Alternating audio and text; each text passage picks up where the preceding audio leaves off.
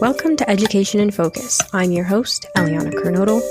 With all the money from the federal government's COVID-19 relief, states received a huge influx of funds in 2022 for schools. But how much did an increase in taxpayer dollars towards school districts affect student performance?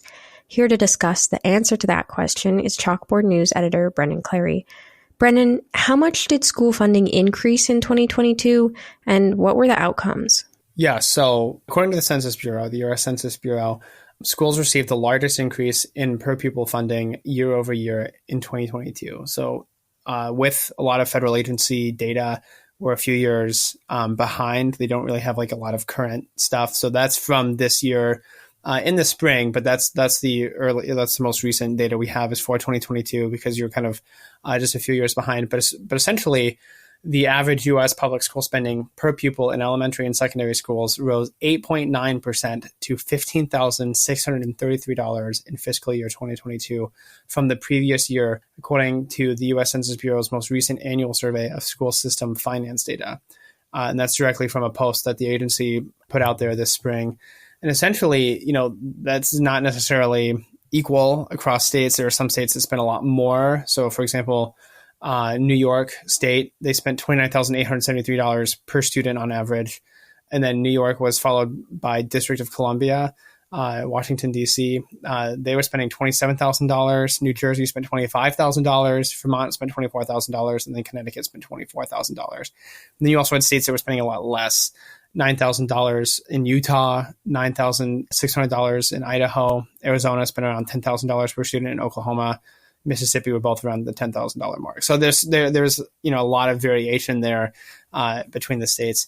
And then what we saw was that the extra spending didn't really translate to increased student achievement necessarily. So that's something that's very interesting. I think if you look at what's called the National Assessment for Education Progress, the NAEP, or what's sometimes called the Nation's Report Card, you can find essentially here's how states compare to each other in terms of academic performance, because these students are all taking the same test across the states, around the same time. So we had, states like New York where they're spending, $30,000 per student essentially, and it ranked lower than 38 jurisdictions, which would include states and some of these outlying districts like the Department of Defense Education Activity, or, Puerto Rico, different kinds of territories and stuff. So they ranked lower than 38 jurisdictions in fourth grade math, and underneath 12 higher performing jurisdiction in eighth grade math scores. For reading, 8 jurisdictions ranked higher for fourth grade assessments, and 3 jurisdictions ranked higher, significantly higher in eighth grade.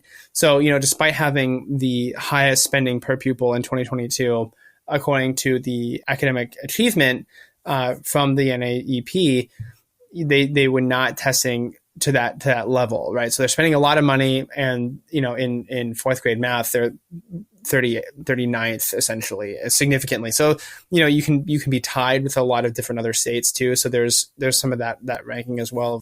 So 38 states ranked significantly higher. That means there's like a noticeable difference that kind of plays out. So that's one of those interesting things of like when you're trying to tally and compare all the states, then it gets kind of complicated pretty quick. Same thing with District of Columbia, Washington, D.C., nation's capital. 48 jurisdictions scored higher on the 2022 NAEP assessment for fourth grade math, and 49 jurisdictions scored higher than D.C. on the eighth grade assessment. So again, we're including Washington, D.C., not a state, district, so it's included in those kinds of things. For reading, D.C. was significantly behind 42 other jurisdictions in fourth grade, and it was 44th in eighth grade reading. So it's just, again, like they have some of the highest spending, and they do not have the same kind of like highest outcome. So like there is not necessarily a direct translation there in terms of like if we spend the most money, then we'll get the best test scores.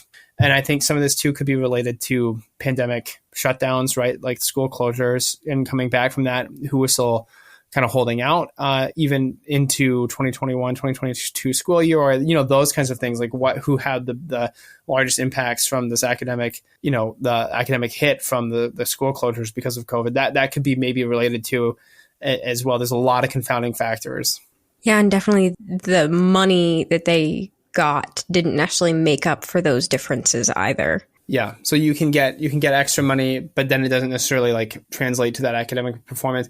especially because, we saw some of these lower spending states that saw academic achievement that was far above the higher spending states. For example, Utah, they scored, students there scored much higher on average than those in New York City. Only the Department of Defense Education Activity in Massachusetts had significantly higher test scores. In Idaho, they had the second lowest spending. They were ninth behind other states in fourth grade math. And then eighth grade math, it was tied with Utah. So only Massachusetts and the DODEA had significantly higher scores. So, those were the only ones that were ranked significantly higher. So it's just very interesting, given like New York and Idaho were not significantly different in their eighth grade reading results, despite a per pupil spending difference of over $20,000. So this is a significant chunk of change per every student in the state. And they're scoring the exact same on eighth grade reading on this academic assessment. As you mentioned, there's a lot of different factors that play into this, some that we may not even necessarily measure, but there's one in particular you mentioned in the piece. Can you get into that? Yeah, so I think one thing to point out, and again, like you're right, there's so many different confounding factors and differences between states geographically, demographically. There's like a lot of different kinds of things that would have an effect on student achievement in terms of these outcomes for spending. And one of those I think that is clear in the research that has been done on this is single parent households. The students in those single parent households, they do usually score below children in two parent households on average in terms of educational achievement. So different studies have tried to find that and have even questioned how much of an effect that has. But, researchers are continuing to look into that. And you can look at the different marriage rates between, New York and District of Columbia and Utah and Idaho. And you can find that Utah and Idaho have higher incidences of like two family households as opposed to single family households in New York and DC.